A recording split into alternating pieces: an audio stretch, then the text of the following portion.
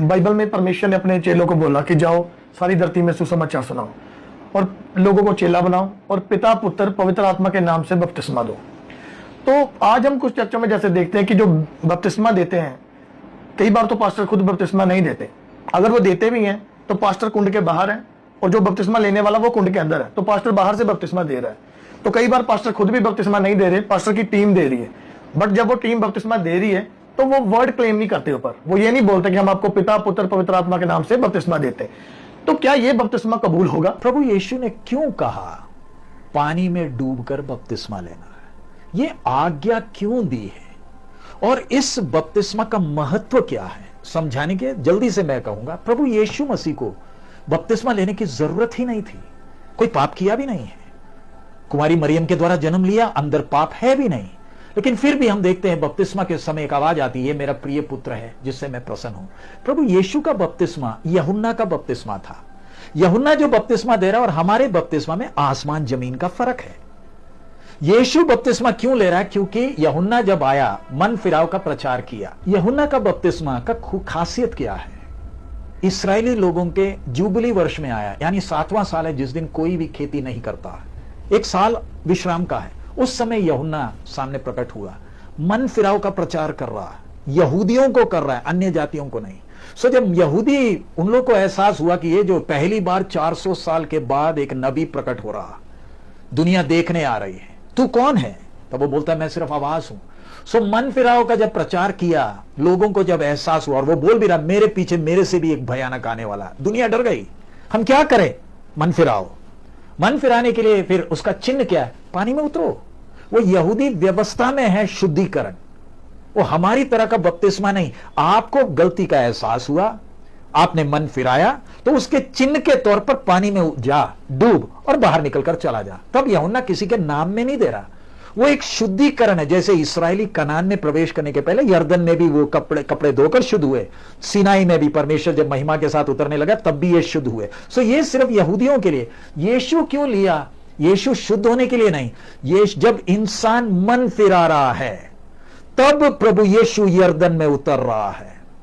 यूहन्ना व्यवस्था के लिए छाया है। यूहन्ना खुद बोलता मुझे बपतिस्मा लेने की जरूरत है, लेकिन यीशु ने कहा हमें इसी तरीके से सारी धार्मिकता को पूरी करनी है। मतलब जब हम मन फिरा रहे तब सर्वशक्तिमान मनुष्य के रूप में पानी में जाकर हमारे को पहन रहा है, हमारे पक्ष में आ गया। अगर यीशु बपतिस्मा ना ले, यीशु को क्रूस में चढ़ा नहीं सकते, कारण परमेश्वर के न्याय में निर्दोष को सजा नहीं दिया जा सकता। सो प्रभु यीशु धार्मिकता पूरी होने का मतलब पानी में जाकर यह कह रहा है कि हां परमेश्वर हम सब पापी हैं। ये बोलते हुए यीशु मनुष्य की तरफ आ रहा है, हमारा पक्ष ले रहा। इसलिए अगले दिन यूहन्ना कहता है परमेश्वर का मेमना जो जगत के पापों को उठाकर लेकर जा रहा। अब आती है बात हमारा बपतिस्मा। प्रभु यीशु ने वो आज्ञा क्यों दी? अगर मैंने यीशु को अपना जीवन दिया, यीशु को प्रभु और परमेश्वर कर कर माना है, तो अंदर के विश्वास को मैंने खुलेआम जाहिर भी करना है, ऐलान भी करना है, स्वर्ग के सामने, दुनिया के सामने, शैतान के सामने, कि मैं भी यीशु के साथ मारा गया हूं, मैं भी मर गया। पानी का बपतिस्मा हमारा दफनाई की सेवकाई है, जिसमें एक व्यक्ति स्वयं फैसला करता है कि अब मैंने दुनिया के लिए नहीं जीना, जो यीशु मरा मैं मानता हूं मैं भी उसके साथ मर गया। इसलिए बपतिस्मा लेते वक्त अक्सर मैं अपनी सेवकाई में कभी भी लोगों को हौसला नहीं देता हूं बपतिस्मा लेने के लिए। क्यों? बपतिस्मा एक ही बार है, पिता पुत्र पवित्र आत्मा के नाम में पानी में डूबकर बपतिस्मा लेने का गंभीरता क्या? एक बार बपतिस्मा ले लिया, फिर यह शरीर अब यीशु का है, अब मेरा नहीं है। अब बहुत से लोग बपतिस्मा लेने के बाद भी शीशे के सामने खड़े होकर अपने आप को खूबसूरत बनाते हैं। हे मूर्ख, तेरे को एहसास है तू शीशे में अपने आप को नहीं देख रहा, तूने बपतिस्मा के साथ यीशु को पहना है, अब ये शरीर यीशु का है। सो इसलिए जब हम पानी में उतरते हैं हमें पहले ही मालूम होता है आपने विश्वास किया है, फिर भी पानी में उतरकर हम सवाल पूछते क्यों हैं? ताकि स्वर्ग, शैतान और दुनिया ने यह सुनना है। आप अपने जो अंदर फैसला लिया वो फैसला सबके सामने बता रहे हैं। और अक्सर हम पानी में उतरते हुए गाना भी क्या गाते हैं? यीशु के पीछे मैं चलने लगा। वो आपके विश्वास का प्रतीक है। हे दुनिया तू सुन ले, अलविदा। हे शैतान अलविदा, अब तेरे को मेरे ऊपर कोई हक नहीं है। और स्वर्ग के सामने आप क्या बोलते हैं? हे पिता, तूने ये शरीर मुझे दिया, ये शरीर मैं तेरे चरणों में रख रहा हूं। अब जो भी मुझे देखे केवल यीशु मसीह को देखे, दुनिया आगे को मेरे को ना देखे, क्योंकि तू मेरे लिए मरा, मैं भी तेरे साथ मर गया। अब मैं पानी से जब बाहर निकलूंगा मुझ में यीशु प्रकट हो। इसी सोच के साथ आप पानी के अंदर उतरते हैं। सो बपतिस्मा देने वाला व्यक्ति भी वही दे सकता है जिसके सिर पर हाथ रखकर बपतिस्मा देने का सेवकाई सौंपा है। क्योंकि बपतिस्मा सिर्फ पानी में डुबाना नहीं, उस व्यक्ति को अब उसके पानी में डूबते वक्त हम धक्का नहीं मारते हैं, आप खुद पानी के अंदर जाते हैं। हम सिर्फ हाथ सिर में थोड़ा सा हाथ रखते हैं, आप खुद जाते हैं, क्योंकि आप खुद बोल रहे हैं मैं मर गया।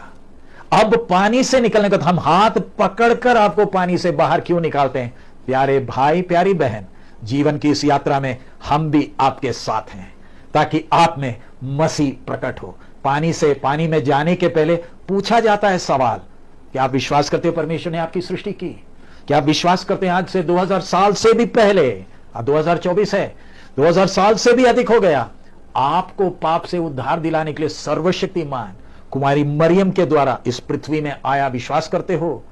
फिर पूछते हैं, कुमारी मरियम के द्वारा जो आया प्रभु यीशु मसीह 33.5 साल निष्कलंक जीवन बिताकर आपके पाप के लिए क्रूस पर मरा, विश्वास करते हो?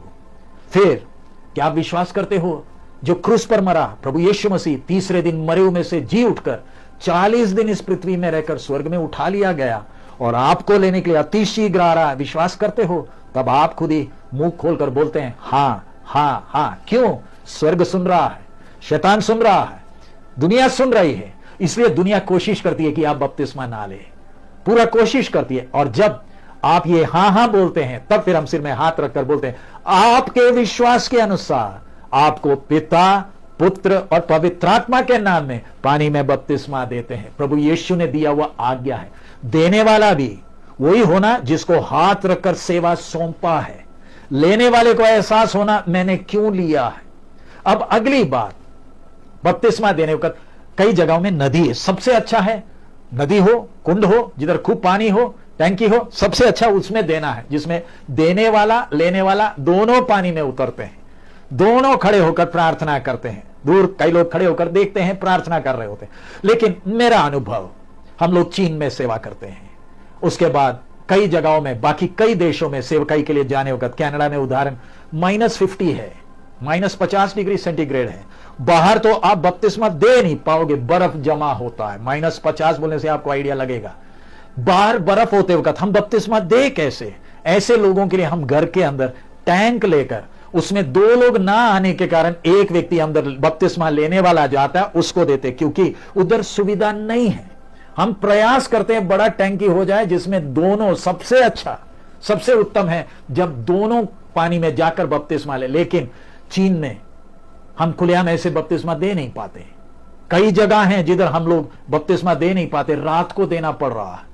ऐसे में हम लोग ऐसे कुछ विशेष सिचुएशन में ही हम लोग बाहर खड़े होकर बपतिस्मा देने वाले को पानी में खड़ा करके दे रहे हैं, क्योंकि अंदर जाने की जगह नहीं। तब आप बोलोगे नहीं, ऐसे तो नदी ढूंढ कर जाना। प्यारे अजीज, सब जगह का परिस्थिति एक जैसे नहीं है। भारत में भी आप देखते हैं परिस्थिति आज कैसे है, कई जगहों में खुलेआम दे नहीं पा रहे हैं। सो ऐसे में विशेष स्थानों में ही ऐसे हम करते हैं। लेकिन अति आवश्यक है, लेने वाले को मालूम होना क्यों ले रहा हूं। देने वाला वो होना जिसको सेवा सौंपा है, और पिता, पुत्र, पवित्र आत्मा के नाम में बपतिस्मा लेना। शादी के लिए लिया है, नौकरी मिलने के लिए, चंगाई के लिए, भूत से छुटकारा पाने के लिए लिया है, तो प्यारे अजीज वो बपतिस्मा नहीं, आपने डुबकी लगाई है। ऐसे तो आप 100 बार डुबकी लगा ले, वो स्वर्ग को स्वीकार नहीं है। स्वर्ग ने स्वीकार करना है तो स्वर्ग का मापदंड है, ये वचन दिया है, इस वचन से दाएं बाएं हटने का हमें मौका नहीं।